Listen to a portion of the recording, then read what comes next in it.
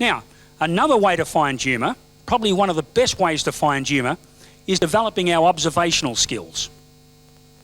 Our observational skills. So we're going to play a little game here now to show you how this works, laugh mates. Just sit down and I'll explain how it works. What I want you to do in a couple of moments, I'm going to be tooting this here, which I'll explain to you in a moment. And I want you to stand facing your laugh mate, and I want you to observe your laugh mate in detail. I want you to look your laugh mate up and down. I want you to check to see how many buttons are on the shirt done, what jewellery they've got on, how their hair's combed. Observational skills. We've got to be able to develop our observational skills. Then I'm going to toot this, and I want you to turn your back to your laugh mate, and I want you to change 3 things about yourself. Okay? It might be you might undo your tie. You might undo one of the shoelaces. And then I'll toot the horn again, and you'll turn round and see if you can identify the 3 things that your laugh mate changed. Okay? So what I call this our zone horn. And every time I toot it, I encourage you to step out of your comfort zone into the embarrassment zone. The embarrassment zone. And you know what I've learnt? I think the secret to life, laugh mates, is being embarrassed and enjoying it. The secret to life is being embarrassed and enjoying it. Once you can enjoy being embarrassed, there's nothing you can't do. Nothing you're frightened of doing if you can get in touch with being embarrassed. Okay? So on the count of 3, I'd like you to shout as loud as you can, the secret to life is being embarrassed and enjoying it. 1, 2, 3. The secret to life is being embarrassed and enjoying it. Thank you. Now, what we... Thank you very much, sir. Are you feeling embarrassed? No, you've done a wonderful job. Fantastic. So, what we're going to do now, laugh mates, is we're going to stand up when I toot the horn, and we're going to observe our laugh mate, then we're going to change 3 things. Okay, let's stand up. Okay, observe your laugh mate. Take a minute to do this. Okay, very good. If there's 2 and there's somebody missing, do it as a 3.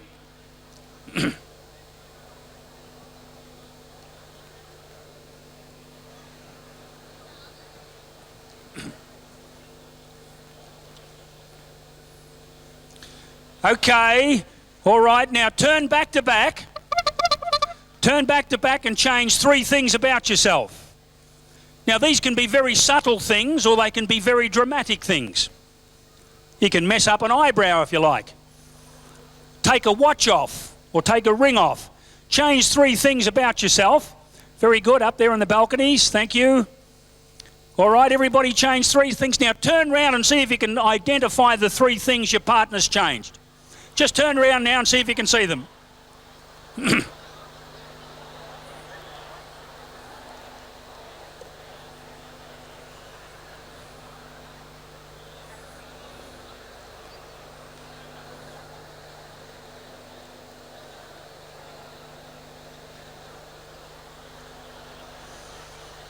Don't settle for 2. Keep trying until you get the 3. How'd you go? Did you get 3? Very good.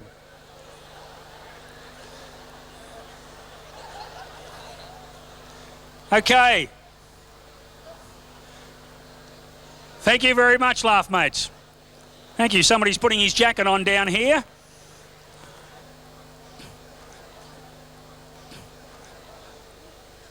Couple down the front still going. Very good.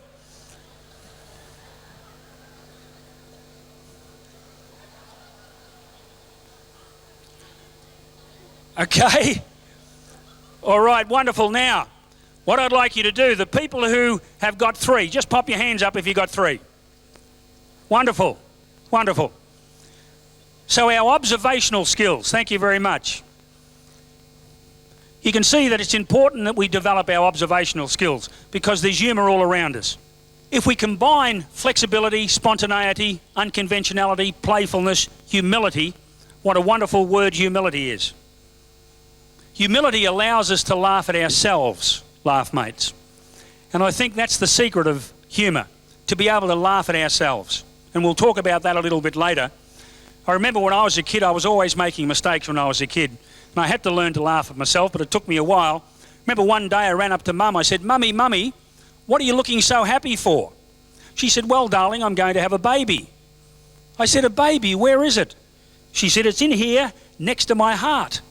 Well, I raced off up to Dad. I said, Daddy, did you give Mummy a baby? He said, yes, son, I did. Well, I said, you better go crook at her because she's just swallowed it. I mean, it's so easy to make mistakes like that. And if we can laugh at ourselves, we've got a really good chance. Let's turn to page, on our workbooks there, let's turn to page 29, please, laugh mates. So what we're looking at here is how to write jokes that get laughs. Remember earlier, we spoke about that embarrassing moments. So now the exciting thing here, now this is exciting. I get excited about it. The exciting thing is that jokes are creative ways of thinking. And they help us in so many ways to solve a problem. Let's just pop that down in our workbooks. To solve a problem. Next to that, to make a decision. Jokes can help us to make a decision. I'll explain how that works in a moment. And next, to find an opportunity. Edward de Bono, to find an opportunity. Are we familiar with Edward de Bono, who wrote so many books, Lateral Thinking? Okay. Edward de Bono's on record for saying that humour is the most significant characteristic of the human mind. He says it's far more significant than reason. Creative thinking can literally be a joke because it suddenly involves seeing something from a different perspective. It allows you to see something from a different angle. Let me explain how that works. The joke about the couple on the train. She was in the upper berth and he was in the lower. She said, Mister, would you get up and get me a blanket? He said, where's your husband? She said, he's at home. Where's your wife? He said, she's at home. Oh, she said, that's good. Let's act like man and wife. He said, all right, get up and get your own blanket. Get your own blanket? Wish I had 100 jokes like that. Unfortunately, I've got 1,000. Now, what happened there? Our mind's going along one way, then all of a sudden it's switched and we see it from a different perspective. So jokes are creative ways to solve problems, to make a decision, and to find business opportunities. Now, what I'm going to do on our whiteboard here, please. Oops, I've turned my back. Every time I turn my back, we have to shout out, ha-ha skills for fun and profit. 1, 2, 3, ha-ha skills for fun and profit. Thank you very much. Thank you. Very good. I thought I'd catch you there.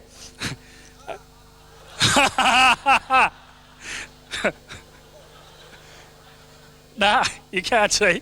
Okay. All right. Now, what I want you to do is I want you to find somewhere on your workbook and imagine that this is a page on your workbook, this whiteboard here. Now we're going to look at the creation of jokes and the creation of creative thinking.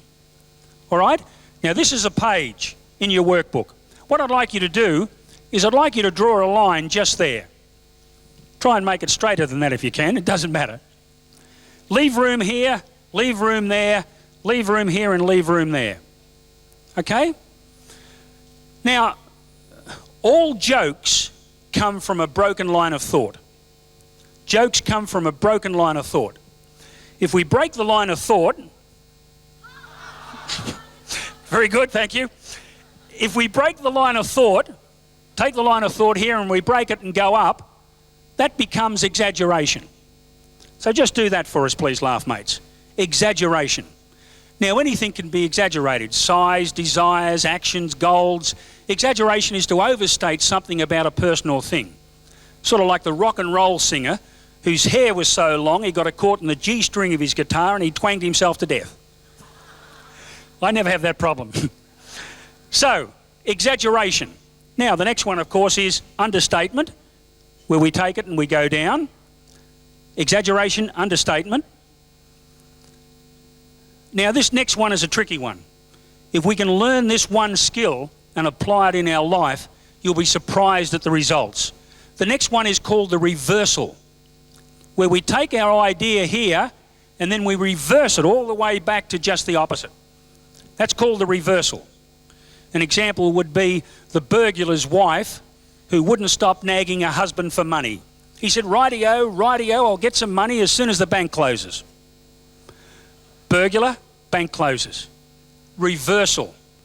Not an easy way to be able to arrange our mind, but if we can get our mind around that, we can solve a problem, make a decision, and find an opportunity, as well as write a very good joke too. Now, the next one is what we call the round circle, okay? Where we take the idea to here and we bring it back to where we started. Okay, so we take the idea to here and we bring it back to where we started.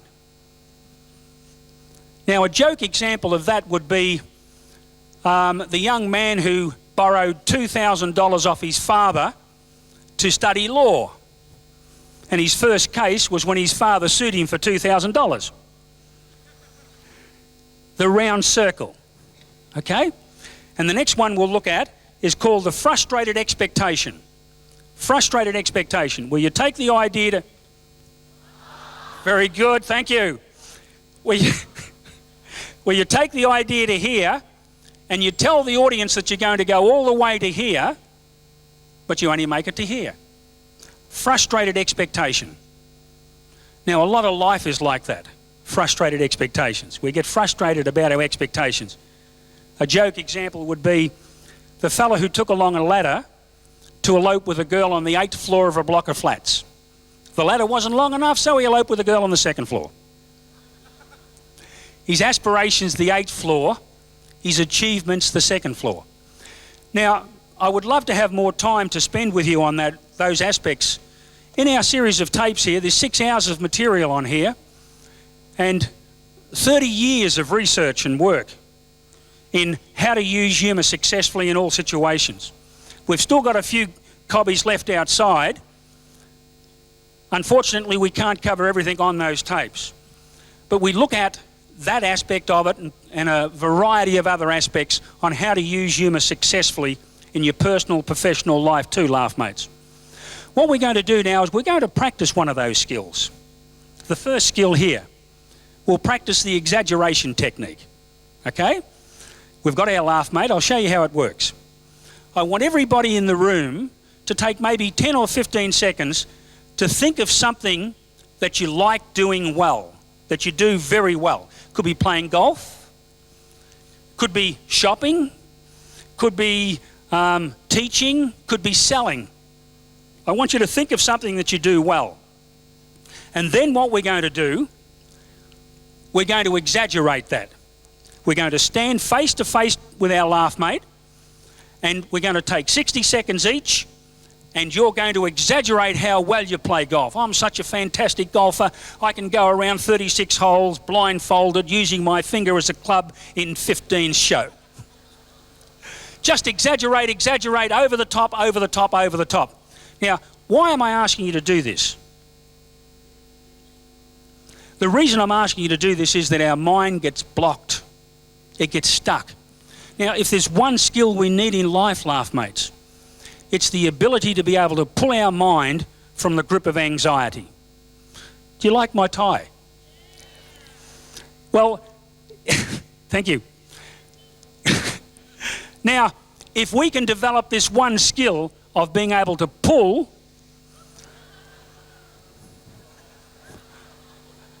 if we can develop this one skill of being able to pull, this is exaggeration. If we can develop this one skill of being able to pull our mind, if we can pull our mind free from that grip of anxiety, laugh mates, we'll find in life that we can solve that problem. We can make that decision. And ha-ha skills can help you do that. It can help you pull your mind free from that grip of anxiety. So, what we're going to do is we're going to play our exaggeration game. Remember, this is the zone horn. Every time I toot it, I ask you to step into the embarrassment zone. And the secret to life is being embarrassed and enjoying it. All right? Now, when I toot it, I want you to stand up, face your laugh mate, and exaggerate. Now, I want to see your arms going in the air. I want to see you jumping around. I really want to see you exaggerating. Okay, let's go, please, folks. Okay, everybody join in. Okay, 60 seconds to exaggerate.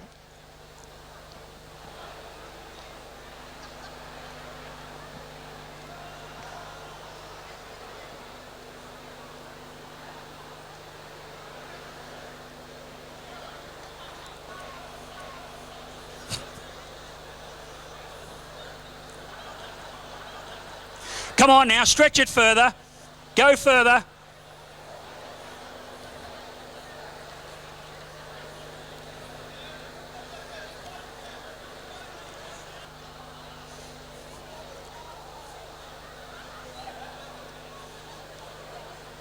Lovely.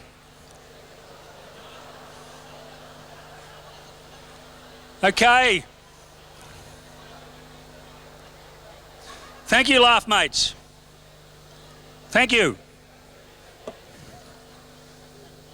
Okay. Thank you very much. Did anyone have any trouble doing that? Have trouble? It's not an easy thing to do. It's not an easy thing to do to exaggerate, laugh mates. But the beauty is, the more you do it, the better you become at it. So if you practice and practice and practice, we've got to use it at the right time, of course. Now, one of the big aspects of humour, one of the most important aspects of humour, is to be able to make people feel good. Humour makes people feel good. Is there anybody here in the audience who has had a really rough week? Had a tough week? Just pop your hands up if you had a tough week. Had a tough week. You've had a tough week, sir? Would you come up here on stage for me? Thank you. Come up, give him a round of applause, folks. Okay. You've had a tough week.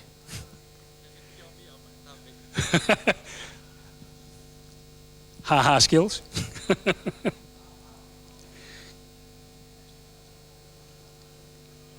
Ah, okay. Thank you. What's your name, sir? My name is Lee. Lee. Turn around, face the lovely people. Now, when we've had a tough time, laugh mates, we don't feel too good. Part of humour is making people feel good. On the count of 3, I want everyone in the room to jump out of this seat and give Lee here a standing ovation. Okay? I want him to feel good. On the count of 3, 1, 2, 3. Come on, a standing ovation for Lee. Hey! Hey! Well done.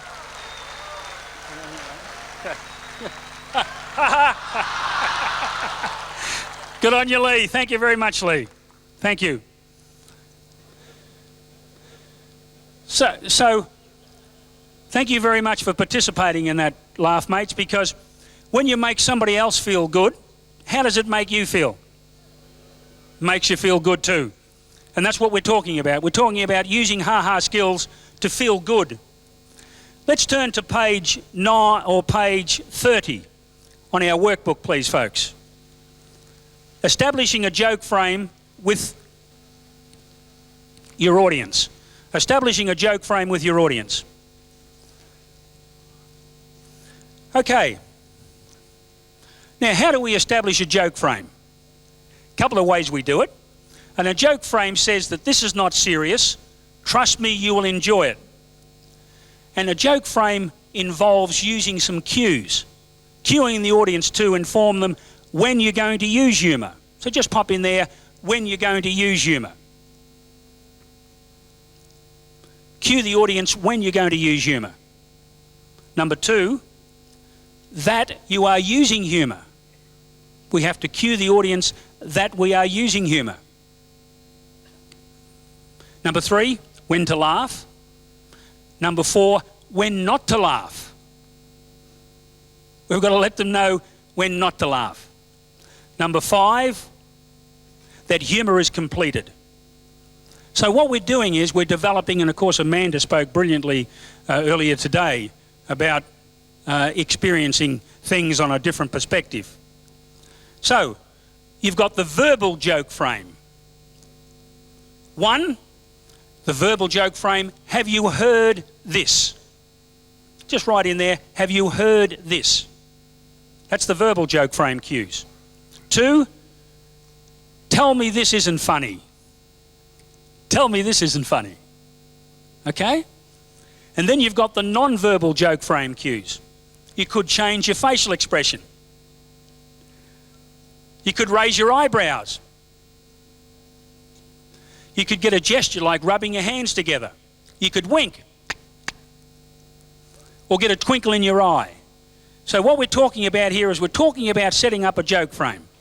So what I want you to do is I want you to turn to your laugh mate, and I want you to turn and I want you to use a verbal joke frame cue and a non-verbal joke frame cue. Turn around to your laugh mate and say, have you heard this one?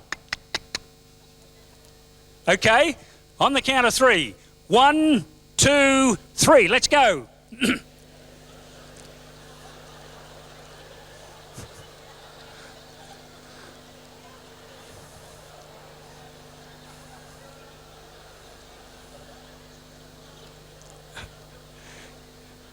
Okay. A verbal joke frame cue. Now what that does, that puts the audience into a frame of mind that you're changing the pace. You're now going from your serious self to your sense of humour self. Okay? Now if we can develop our sense of humour self and move backwards and forwards between these frames of references and let the audience know, or let the listener know that we're now moving into a joke. One of the best, by far one of the best joke frame cues that you can do is a facial expression. And what we're going to do is we're going to practice that facial expression now. We're going to play a little game. This is a game that we play which I call Grade Your Cobber. Now cobber is an Australian term for friend. It's called Grade Your Cobber. What I want you to do, when I toot the zone horn, I want you to turn to your laugh mate and I want you to put your best smile on your face. Now the interesting thing is I want your laugh mate to grade that smile. Now if they say that's a 6, you've got to smile until you get a 10. You know, research shows that people don't know how they look when they smile. Okay? And then we'll swap over. So 60 seconds, pick who's going to go first. Now, if your laugh mate says that's a 5, keep smiling until you get a 10. All right, on the count of 3, 1, 2, 3, let's go. Let's see those happy smiling faces.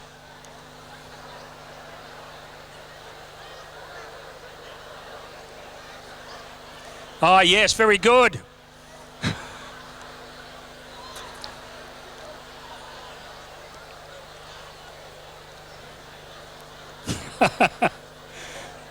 Wonderful.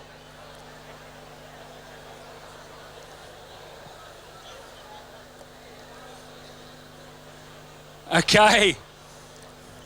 Look at all those smiling faces, those beautiful faces. Look at them. Aren't they wonderful? Thank you. Okay, who got a 10? Hands up all those that have got a 10. Very good. Okay. Thank you. Thank you. Who got a 6? Who? Who got a 6? Lady down here, have one of these. Make a smile. Here we are.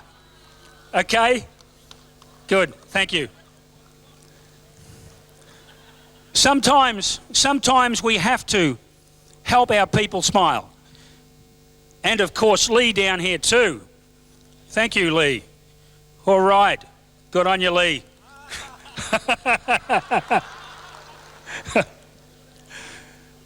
Okay. Now let's turn to, on our workbook, let's turn to page 32, please, laugh mates.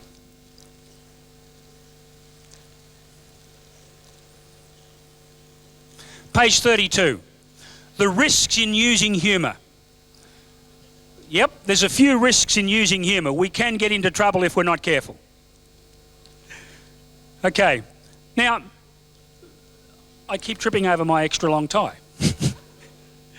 Now, so let's look at this. What is life about if it's not taking risks? Life is about taking risks. There's no safe way to success, laugh mates. We have to take risks, okay? Now, if we can get into the risk zone with telling jokes, every time you tell a joke, it's a risk. It's like jumping out of a plane with a parachute. You don't know if the chute's going to open or the listeners are going to laugh. So it's a risk. So if we can get into the zone of telling jokes and get into the risk zone, the more you practice, the easier it is to take risks. The more you're used to being embarrassed, there's nothing you can't achieve in life by, I believe, developing these ha-ha skills. Now let me read you this, if you don't mind, please, laugh mates. A master in the use of humour, now no matter what you thought of his politics, he was a master in the use of humour, was Ronald Reagan. And he took his humour seriously. His personal joke writer was one of the highest paid in the world.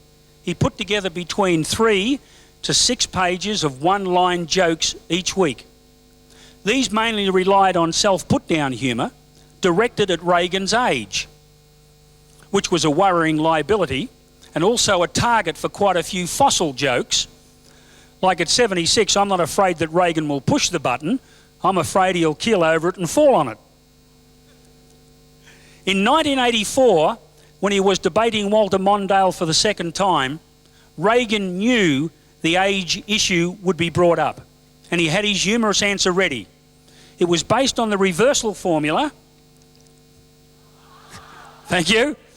It was based on the reversal formula and is already a classic in political humour. It broke the press up and even got a big laugh from Mondale. And according to the magazine Newsweek, he sealed his election with the following joke. I'm not going to exploit for political purposes my opponent's youth and inexperience. So what we're saying is that ha-ha skills used positively and used carefully can not only help you in your political situation, but can help you in your personal situation too. Now, speaking about personally, you might have noticed that there's something just over here in a box. I did say that one of the secrets to life is being embarrassed and enjoying it.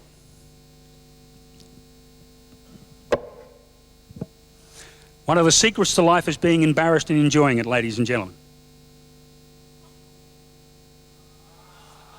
Thank you. Thank you. Thank you.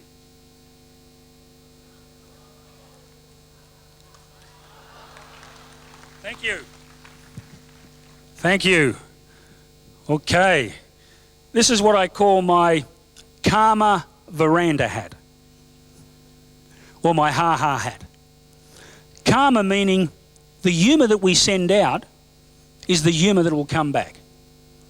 We send caring, thoughtful humour out, we'll have caring, thoughtful humour back.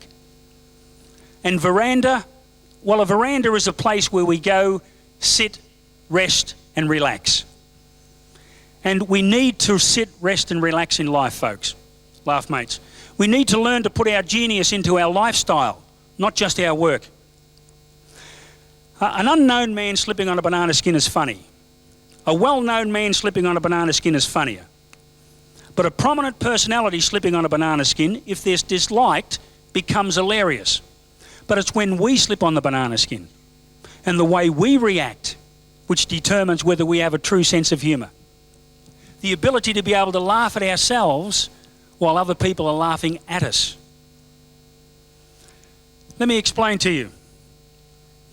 I discovered when I was younger, I learnt the first skill, humour action. I could teach other people to laugh. At the age of 30, I was making lots of people laugh, but I wasn't laughing myself. So I taught myself the second skill, which is humour attitude, learning to be able to laugh at yourself. I go through a program now very similar to the way an alcoholic gives up drinking. An alcoholic tells himself 100 times a day, one day at a time. I tell myself 100 times a day, rule number 6. Rule number 6. There's no rule number 5, no rule number 7, just rule number 6. Don't take yourself too seriously, because if you do, you're missing the biggest joke of all. And I tell myself that 100 times a day, laugh mates. Thank you.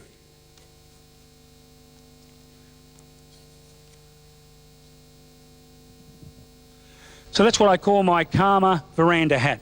So the next time you look in the mirror, what I want you to see is I want you to see you with a karma veranda hat on. So every time you go outside, you're wearing your karma veranda hat. I'll walk down the street and I'll see my reflection in a window, and so help me, I can see that hat on my head. And when I see that hat on my head, I know it's time not to take myself too seriously.